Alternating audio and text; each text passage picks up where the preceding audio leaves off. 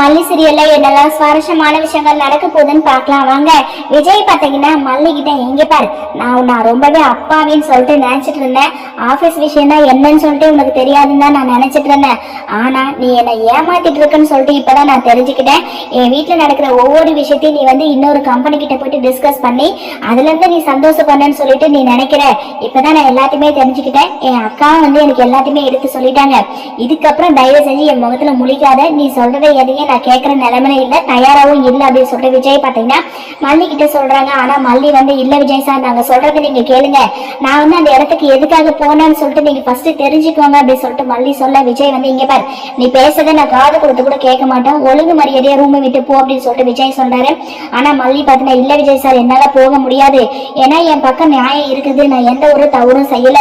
வெண்பாக்காக geometry box வாங்கணும்னு சொல்லிட்டு உங்க அக்கா கிட்ட காசு கேட்டேன், ஆனா உங்க அக்கா வந்து கொடுக்க மாட்டேன்னு சொல்லிட்டாங்க. வெண்பா ரொம்பவே ஃபீல் பண்ணா. அது மட்டும் இல்லாம ஒரு சாக்லேட் வாங்கி கொடுக்கணும் அப்படின்னு சொன்னா கூட உங்க அக்கா கிட்ட காசு வாங்கணும் அப்படின்னு சொல்லிட்டு அவங்க ஆர்டர் போட்டாங்க. இந்த விஷயம் உங்களுக்கு எதுவுமே தெரியாது விஜய் சார், அதனாலதான் நான் வந்து வெண்பாக்காக ஏதாவது வாங்கி கொடுக்கணும், நம்ம கையில காசு இருந்தா வெண்பா ஆசைப்பட்டதெல்லாம் நம்ம வாங்கி கொடுக்கலாம் அப்படின்னு சொல்லிட்டு வேலை தேடிதான் நான் அந்த கம்பெனிக்கு போனேன். அது மட்டும் இல்லாம வெண்பாவோட ஃப்ரெண்டு மீன் இருக்காங்க, மீனோட அம்மா தான் என்ன அங்க கூட்டிட்டு போனாங்க, வெண்பா தான் அங்க வேலை வாங்கி தராங்க அப்படின்னு சொல்லிட்டு சொன்னாங்க. அதனாலதான் நான் அங்க போனேன். நீங்க நினைக்கிற மாதிரி தப்பான விஷயத்தெல்லாம் நான் எதுவுமே செய்யல அப்படின்னு சொல்லிட்டு மல்லி பாத்தீங்கன்னா விஜய் கிட்ட சொல்றாங்க. ஆனா விஜய் வந்து இதெல்லாம் நம்பறதுக்கு தயாராகவே இல்லை. மல்லி படிச்சுக்கிற படிப்புக்கு இங்க போய் அவளுக்கு என்ன வேலை கிடைக்க போகுது, அந்த கம்பெனிக்கு அவன் வேலையில போய் ஜாயின் பண்ண போறாள் அப்படின்ற எண்ணம்லாம் கூட விஜயோட மனசுக்குள்ள தோணிட்டு இருக்குதுங்க. ஆனா மல்லி சொல்றது எதுவுமே வந்து விஜய் வந்து நம்புற ஐடியாவிலே இல்லை.